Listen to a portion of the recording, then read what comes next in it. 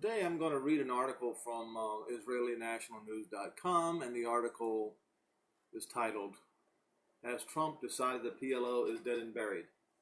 The historic opening of the American Embassy, this is by David Singer. The historic opening of the American Embassy in Jerusalem has provided opportunities for Israel's Prime Minister Benjamin Netanyahu to totally discredit the Palestinian Liberation Organization, and President Trump to review the PLO as a suitable Arab interlocutor to negotiate with Israel on ending the Jewish-Arab conflict. Addressing the large gathering of American dignitaries and Israeli public figures, Netanyahu declared, "The truth and peace are interconnected, a peace that is built on lies." Please, folks, listen very carefully because I'm going to discuss this about a peace built on lies. "Will crash on the rocks of Middle Eastern reality. You can only build peace on truth, and the truth is that Jerusalem has and always will be the capital of the Jewish people, the capital of the Jewish state." PLO Chairman Mahmoud Abbas didn't take very long to reply with an outburst against America that seriously questions the fitness of the PLO to resume negotiations with Israel since the PLO walkout in April 2014. What we saw in Jerusalem today was not the opening of an embassy, but the opening of an American settlement outpost, he said. "Before we had settlement outposts with American help, but today we have an American settlement outpost in East Jerusalem."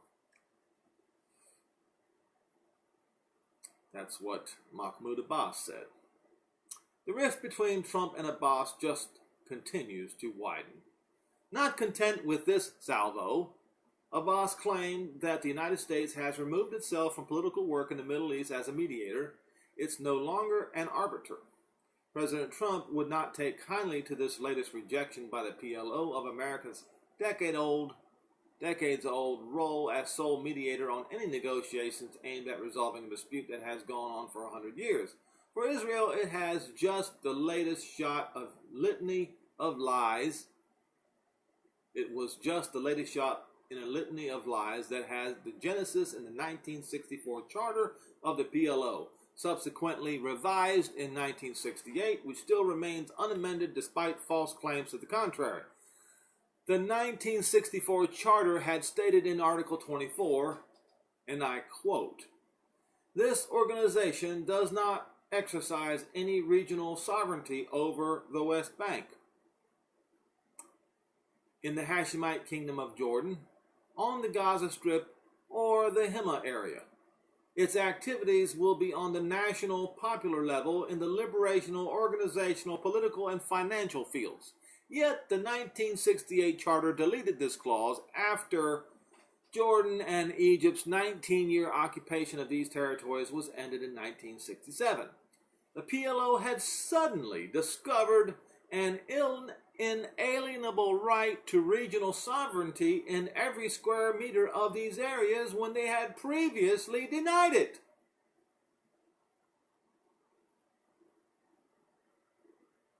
Amazingly, this claim has been swallowed hook, line, and sinker by the Christian-dominated United Nations.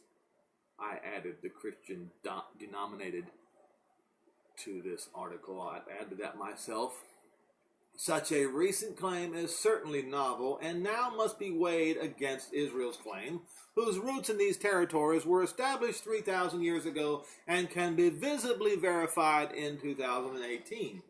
The biggest PLO lies are contained in the Article 20 of the 1968 Charter, and I quote, "The Balfour Declaration, the mandate for Palestine, and everything that has been based upon them are deemed null and void. Claims of historical or religious ties with Jews with Palestine are incompatible with the facts of history and the true conception of what constitutes statehood.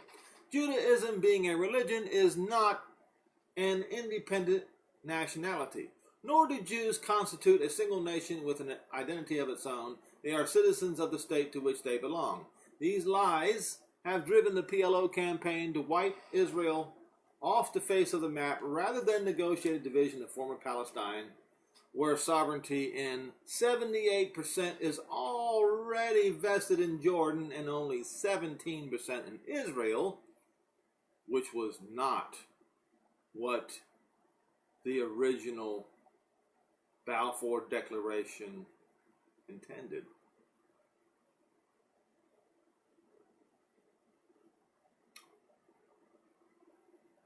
The last 5% still remaining unallocated between Arabs and Jews. These PLO lies should have been shredded decades ago. They have proved to be the greatest obstacle to peace between Israel and the PLO. Now, since Europe, or I should say, since Roman Europe, who dominates the UN,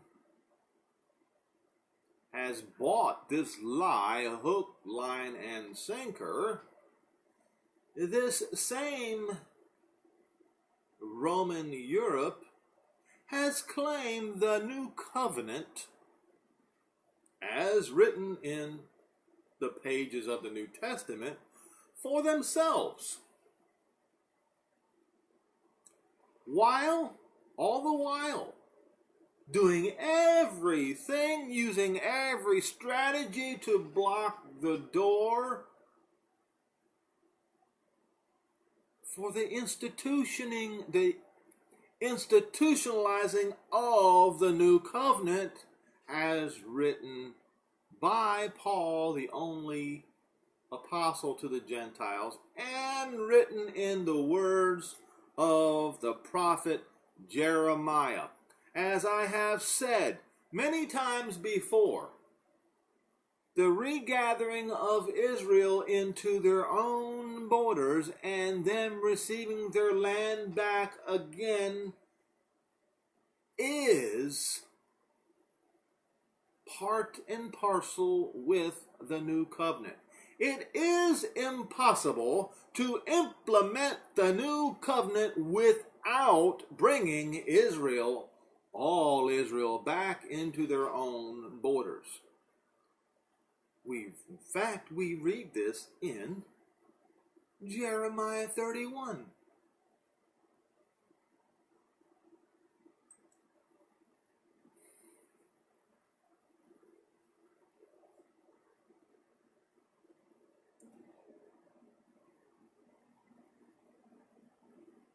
Let's go. Just pick a verse.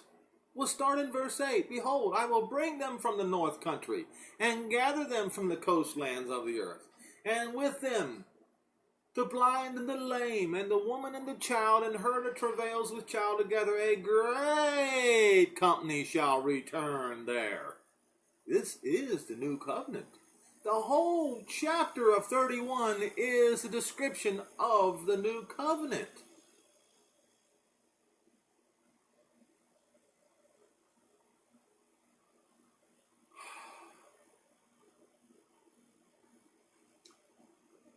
Behold, verse 9, they shall come with weeping and with supplications, and I will lead them, and I will cause them to walk by the rivers of waters in a straight way, where they shall not stumble, for I am a father to Israel, and Ephraim is my firstborn. Hear the word of Jehovah, all you Goyim, you Gentiles, and declare to the coastlands afar off, and say, he that scattered Israel will gather him, and keep him as a shepherd does his flock. But what have the Gentiles done? So Jehovah, the Elohim of Israel, our Father in heaven, has given a command to the Gentiles, that the Gentiles are supposed to say this: he that scattered Israel is going to gather them back and keep them as a shepherd does his flock. But you see, the Gentiles have disobeyed the voice of Jehovah Elohim, our Father in heaven, has done everything they possibly could to subvert his word. Very clearly, verse 10 is a command to the Gentile nations. There is no disputing that.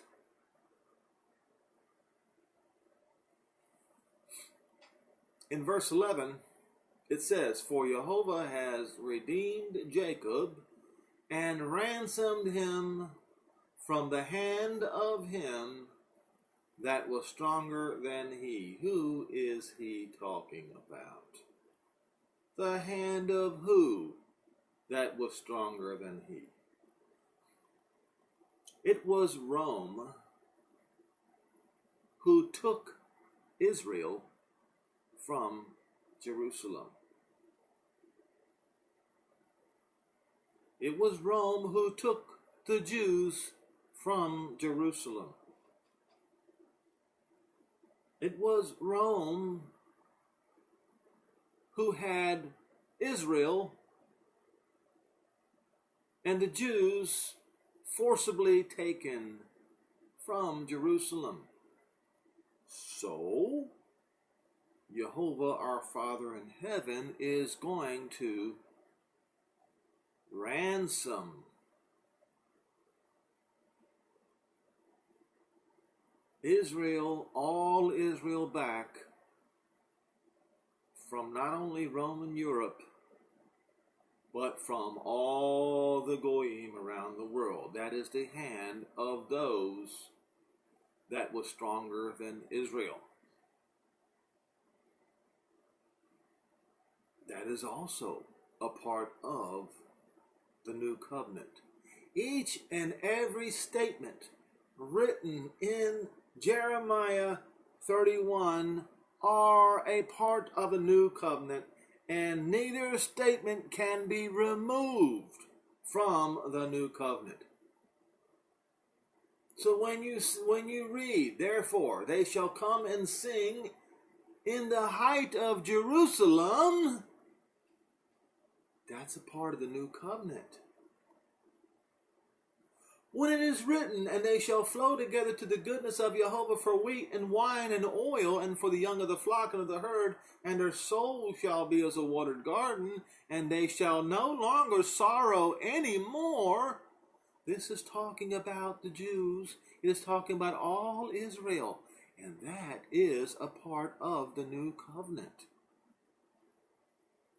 which the world has been denying for years, for decades and longer.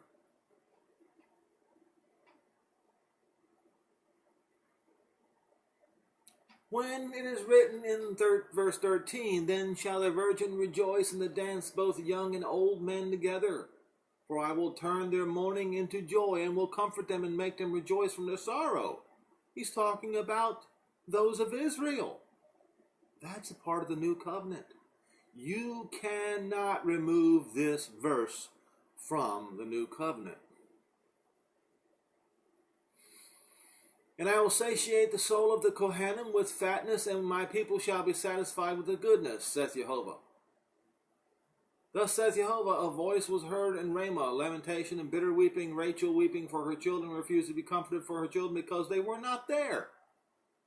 Thus saith Jehovah, refrain your voice from weeping and your eyes from tears, for your work shall be rewarded,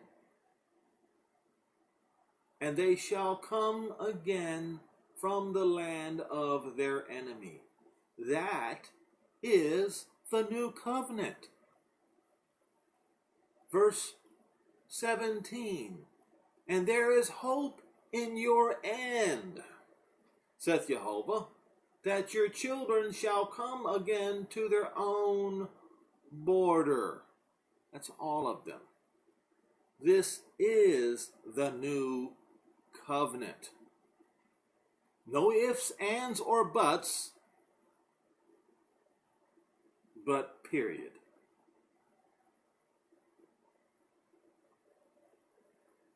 So, those of you who still insist on calling yourselves Christian, after what the Christians have done to the Jews since Constantine, You are asking for a curse. That's what you're doing. Because the Christians have done everything they possibly could to stand in the way of the new covenant. How can the new covenant be given to anyone who tries to stand in its way? Now, you Christians might falsely accuse the Jews of standing in the way of the new covenant. But it is written that their eyes were partially blinded, so you, the Gentile, could have an opportunity.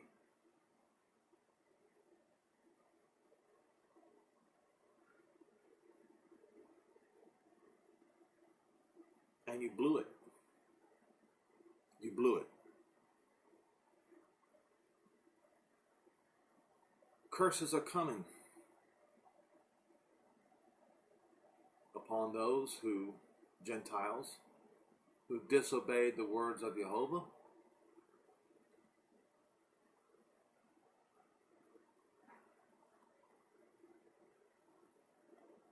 When he told the Gentiles to ring out to all the nations around the world, Jehovah is gathering back his children Israel once again. You chose rather to listen to the voice of lies. Lies that will be shattered on the mountains of the Middle East.